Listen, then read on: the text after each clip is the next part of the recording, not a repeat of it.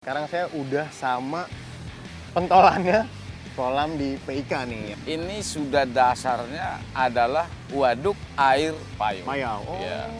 Itu di angka 60 sampai 80 ton. Di tahun 2007 puluhan ton ikan kita berhamburan keluar sana waktu banjir 2007 kata. Itu tiketnya pernah sampai 50 juta. 50 juta. Ya. Buat pemula nih yang pengen mencoba buka kolam pancing.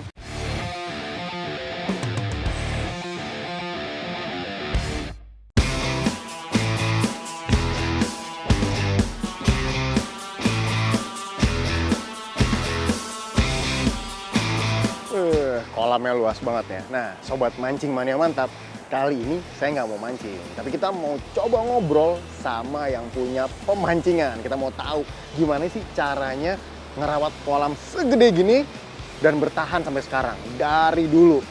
Mau tahu kayak gimana? Makanya ikutin saya terus ya. Yuk.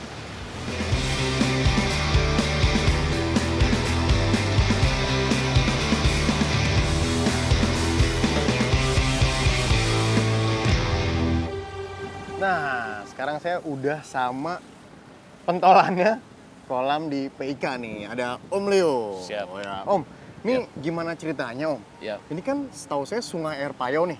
Betul. Kok bisa tiba-tiba ada kolam pemancingan di sini Om? Ya. Kalau ini kolam ini sudah lama ya. Tahun dibangun pertama kali tahun 98. 98. Tapi baru beroperasi sebagai pemancingan itu tahun 2000. Oke. Ya. Jadi ini sebenarnya itu terusan apa ya? Waduk. Waduk. Oh, waduk. Waduk. Waduk yang diberi izin kepada kita untuk memanfaatkan. Oh, oke. Jadi kolam pemancingan. Jadi memang ini sudah dasarnya adalah waduk air payung. Payau. Oh. Ya.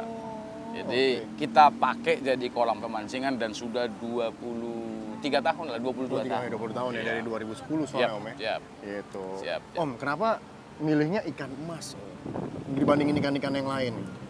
Saya juga karena yang bangun adalah orang tua kita.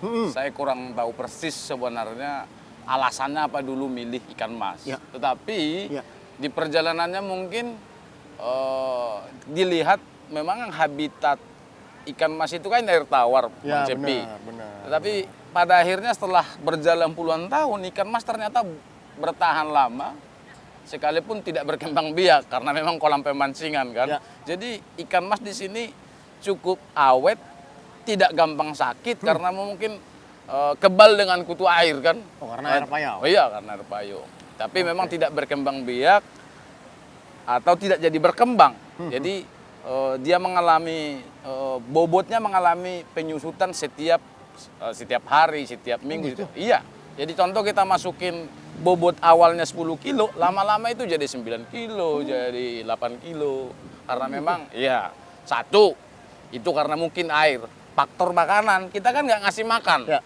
Ya, ya. Makanannya murni dari umpan pemancing kan ya. itu. Jadi mungkin kenapa di air payau mungkin dulu nggak terpikirkan apakah ikan mas itu bisa di air payau, tapi lama-lama setelah puluhan tahun ternyata awet, Bang Cepi. Malah kita tidak terlalu banyak mengalami kendala dalam melakukan perawatan ikan di kolam kita. Di sini ya, di kolam Yes, ya. Karena ya. udah cepat sembuhnya. Ya, cepat sembuh. Ikannya dari luka kail itu ya Om. Betul sekali. Oh Om, Yap. kalau boleh tahu ikan di sini Ya. ada berapa ton biasanya ya? Nggak berapa banyak biasa berapa ekor, tapi berapa ton biasanya? Total ikan keseluruhan di sini ada berapa ton Om?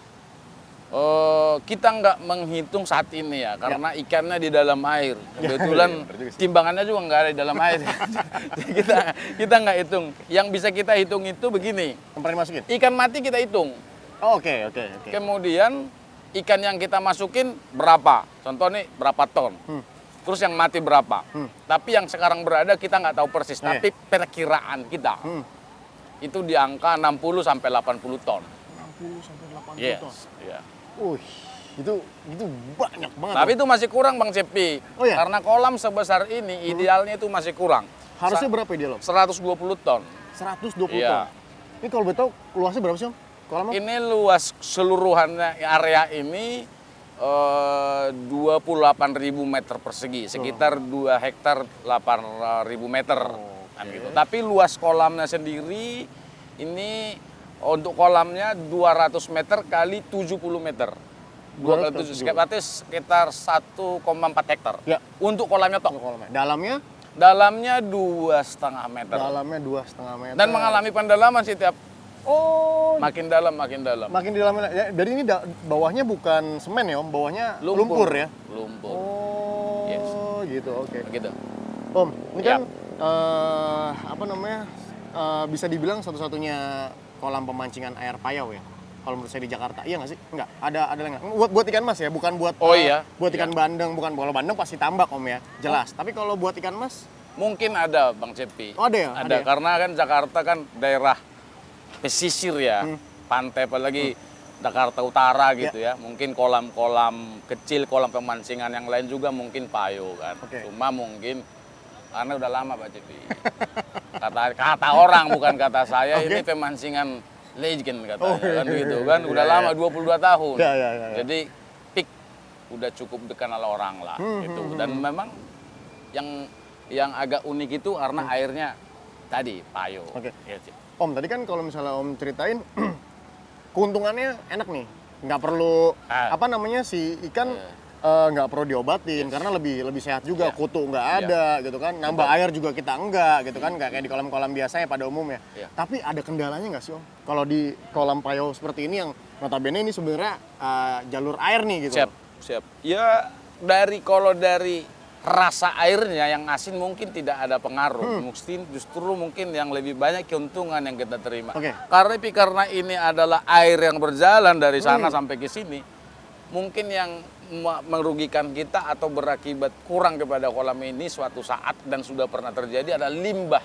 Oh. Ya kan gitu. Iya. Limbah itu. Jadi karena di sini kan rumah-rumah warga, ada saluran di sana pembuangan air dari warga, masuk ke sini ya mungkin sebagian masuk ke sini, tapi itu sangat jarang terjadi. Sangat jarang terjadi. Ya. Tapi pernah ya Om?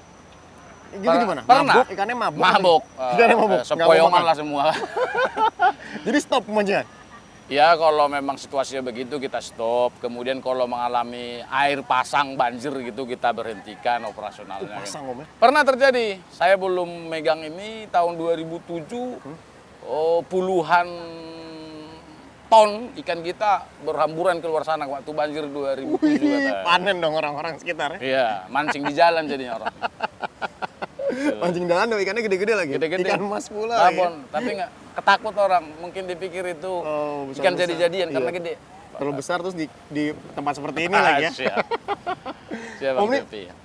Ini kan setiap hari Om ya? Bukan? Iya, betul. Pasti ada variasi lombanya nih. Ya, Kayak gimana sih Om? Yang paling murah, maksudnya mau tahu berapa dan sampai yang paling mahal tuh seberapa Om di sini? Iya. Yang pernah Oh pernah ya. kolam ini? Jadi memang di pemancingan itu kan boleh dikatakan pemancingan ikan mas itu kan katanya kelas paling atas ya Iya. kalau untuk tiket ya. Oke. Kalau kita yang tiap hari saja mungkin di sini Senin sampai Minggu. Yang lomba Galatama yang setiap hari itu tiketnya paling kecil 300.000. 300.000. 300. Buat berapa jam? Itu 3 jam. 3 jam, oke. 3 jam. Kemudian Yang untuk paling mahal Om? ya itu di event-event tertentu, lomba. Lomba itu bisa kita sendiri yang mengadakan dari pengelola Oke. atau pihak luar yang bekerja sama dengan kita. Oke. Nilai pernah tertingginya itu pernah kami kerjasama dengan pihak di luar kolam ini. Itu tiketnya pernah sampai 50 juta. 50 juta? Iya. Wow, Hadiahnya- 50 juta. Hadiahnya Mobil second dapat Om. Oh dapat. Dapat hadiahnya Fortuner dapat lah. Oh, hadiah Fortuner? Lo dapat lah kalau di Oh iya. Tapi hadiah waktu itu apa Om? 50 juta Om, pengen tahu saya. Dapat kolam enggak? kolam satu lapak dapat. Itu. Satu lapak. Iya. Dapat Dapat 700 juta kalau nggak salah. 700 juta. Waduh, dapat rumah satu lah Om itu ya. Tahun berapa Om? Itu 2 tahun lalu lah, tahun 2020. Oh iya, dapat rumah lah satu Om, kamar 2. Dapat. Tapi di PIK 2 nggak dapat. Oh, dapat rumah dapat ya? Nggak dapat. Itu kalau di daerah udah plus istrinya Om. Siap. Gitu Bang Cepi. Gitu ya? Jadi, tapi kalau di ikan mas itu adalah harga tiket yang standar lah ya kalau untuk Oke. karena Bang Cepi cek kemana saja di pemancingan mana saja yang hampir sama dengan peak, Ya. pasti tiketnya di angka seperti itu. Ya. Yang mungkin membuat besar itu di event-event lomba besar, Oke. dan itu jarang dilakukan. Ya. Mungkin setahun bisa sekali atau 2 tahun sekali mungkin Om ya. Siap. Om pengen tahu nih Om, ini kan ikannya di sini nggak ada yang kecil. 5 up ke atas setahu saya. Atau ada yang 4 up ke atas misalnya. Iya. Ini ikannya berapaan seekornya Om? Kalau Wah, saya boleh itu tahu. dia modal aku cerita Ya. tentang apa ya? Tadi kan kegembiraan yang Ya, kita ceritakan. oke ini agak-agak. Ini Ini buat mikir nih, Bang. Itu iya, kita modal terbesar kita di usaha pemancingan itu kan modal beli ikan. Oke. Ikan itu mahal. Ikan mahal. Iya, kalau kita beli ikan yang sejenis di pasar sih murah. Ya, Tapi ya. khusus untuk pemancingan itu kan ukurannya sudah tertentu. Benar. Kalau yang seperti di Pantai Indah Kapuk ini, ukuran yang paling terkecil, yang hanya untuk tarikan-tarikan saja, jadi untuk strike itu di bobot 3 kilo, 3 up, 3 3 kilo itu. Nah, sementara untuk dianggap masuk nominasi dalam perlombaan Galatama, itu harus kita masukkan 789. 789 kilo bobotnya. 7 Oke. kilo, 8 kilo, 9 kilo. Nah, ketika di 3 kilo mungkin masih lumayan murah. Oke. Satu ekor 150.000, 180.000 masih dapat. 3 kilo satu ekor. Tapi kalau udah babon, Yang untuk 7-8 kilo. yang 9 kilo, 10 kilo, satu ekor 2 jutaan. Satu Bang ekor Cepi. 2 juta. Kalau mati Bang Cepi karena salah umpan, kan yang rugi kita. Satu ekor 2 juta. Gila. Nggak mungkin beli seekor dong. Nggak mungkin. Sekali masukin contoh 30 ekor. 30 ekor kali 2 juta, 60 60 juta, juta. Bang. Wah, dapat mobil lagi satu. Nah, habis mobil lagi atau. Nggak buka bengkel aja. Nah, itulah kalau di pemancingan ikan mas, Bang Cepi. Iya, ya. Ikannya mahal, perawatannya lebih banyak daripada Ikan yang lain. Iya, betul. Kita oksigennya harus kita pastikan baik, arusnya harus kita pastikan baik. pH air nggak dong? Kalau ini payo kita nggak terlalu repot tentang Aman, pH pH air aman. Kemudian itu umpan. Ah, ini yang tadi saya mau tanya sebenarnya. Om udah ngomong duluan, umpan. Iya, itu karena itu menyangkut itu. Oke. Kami melihara ini supaya Oke. ikan awet. Jadi gimana nih Om di sini umpannya Galatama Om? Karena kan emang tiap-tiap pemancingan pasti punya Siap. peraturan ya Om tentang Siap. umpan. Jadi kalau di sini seperti apa nih Om? Dan apa ngaruhnya? Sebenarnya tadi Bang Cepi udah coba di kolam kita ini 3 jenis umpan. Ya, Umpan untuk galapung, untuk harian dan galatama. benar. Nah, yang harian dan galapung kita nggak pakai di sini. Yang kita pakai galatama hanya 2 jenis umpan, Oke. pelet dan sagu. Pelet dan sagu. Pelet dan sagu tok. Nah, itu untuk menjamin kesehatan ikan Bang Cepi. Waduh, tadi saya berarti Tapi nggak apa-apa, belum tentu juga itu racun yang Bang Cepi kasih tadi kan. Cuma setidaknya untuk menjaga kompetisi bagus, karena ini kompetisi, untuk menjaga kompetisi itu sportivitasnya tetap terjaga, kemudian ikan sehat. Ya udah, kita nggak lari lagi dari 2 umpan itu. Oke. Umpan pelet sagu, terserah pemancing mau gunakan esen apa, aroma Oke. apa untuk kedua umpan dasar itu. yang penting dasarnya itu Om. Dasarnya itu. Sagu sama pelet. Udah Dan itu aja. pasti makan kok. Oh, pasti Dan makan. setiap hari ketemu kok juaranya. Benar. Iya. Nggak pernah kapok kayaknya kan ini. Makan terus soalnya. Makan Makan Bang Cepi terus. udah coba Bang Cepi. Oke, Om. Siap. Nih Om, mungkin ada teman-teman juga yang bukan cuma mau jadi pemancing, tapi mau jadi pengusaha kolam. Wow, Kolam pemancingan, entah kolam pemancingan Galatama atau apapun. saya nggak setuju itu. Oh, jangan. Ntar anu mas ada saingan ya? Jangan dong, Om. Ayo. Rezeki masing-masing. Jadi diceramah ya. Om, pengen tahu Om. Iya. Gimana sih Om, buat pemula nih yang pengen mencoba buka kolam pemancingan, Ya. itu kiatnya kayak gimana Om? Coba kasih sedikit kisi-kisinya lah Om. Kalau kiat gimana ya? Saya pikir sih nggak gampang juga. Nggak gampang juga. Ini biar pada nggak Nggak bikin kolam. gampang. Apalagi ikan mas ya.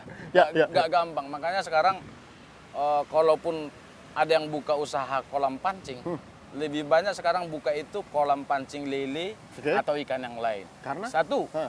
resiko ruginya lebih sedikit. Psikologi lebih sedikit. Kedua, modalnya lebih sedikit Oke. karena nggak perlu lahan yang besar.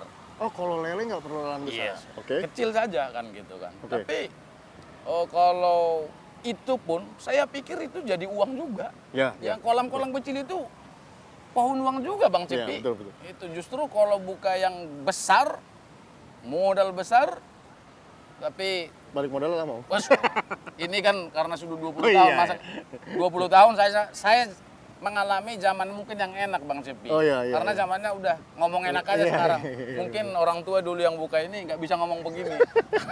Karena dia mikirin bagaimana balik modal buka lahan sebesar Iya, ini. iya. Gitu kan, masukin ikan. Kalau dulu kan pertama-tama kan modalnya di ikan. Harus dimasukin dalam jumlah yang sangat besar karena baru. Oh iya, iya. Kalau sekarang kan di zaman saya hanya nambah-nambahin. Nambah-nambahkan, benar. Itu. Jadi mungkin saya nggak bisa membagikan banyak hal ya kalau untuk buka kolam pemancingan baru karena saya nggak buka, saya Oke. harus meneruskan. Gitu, Bang siap, Cepi.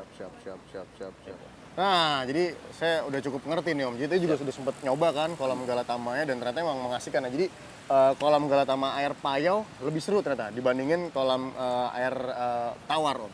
Karena ikan-ikannya lebih ganas dan ini kan agak berarus nih Om. Jadi emang ikannya udah terbiasa ngelawan arus kayak Om. Betul, Jadi betul. tenaganya lebih kuat juga. Betul, Gitu. betul Terus Bang Cepi. tadi juga ternyata bener juga kata Omnya. Jadi ini nggak bisa sembarangan kolam. Jadi kita tetap walaupun kita mancing kita harus rawat kolamnya dengan baik. Kalau enggak ya ikannya bisa mati Om. Bisa mati. Kalau udah mati kita juga nggak bisa mancing lagi. Dan raw sportivitas itu jadi hilang. Oke. Gitu. Oke. Kalau bener, kita bener. nggak bikin aturan, raw sportivitas dalam sebuah perlombaan itu jadi hilang. Jadi banyak yang curang. Itu harus banyak kita, pekala-kalan itu harus ya, kita Om. jaga. Di sini banyak orang tua yang umurnya 78 tahun mancing. Kalau kita bebasin dia akan kalah dengan anak-anak muda itu kan gitu kan. Maka harus kita jaga orang-orang tua itu yang mau menghabiskan sisa waktunya dengan senang-senang, dengan happy. Dengan apa? Dengan aturan yang tegas dan benar. Benar. Gitu Bang Oke. Cepi. Ini makasih banyak banget Siap. ya, Om. Kita jadi terbuka, kita jadi tahu banget pemancingan kolam seperti apa. Siap. Oke, buat temen-temen jangan lupa tetap di subscribe, di like juga Mancing Mania Mantap di channelnya Mancing Mania Mantap tentunya. Tetap komen, jadi kita tahu lagi mau kita bahas apa sih selain Om Leo nih. Mungkin atau enggak masih ada yang penasaran sama Om Leo. Om Leo ini masa kecilnya seperti apa? Nggak apa-apa, komen aja. Nanti kita bedah lagi nih Om Leo-nya. Iya. Oke, Mancing Mania Mantap.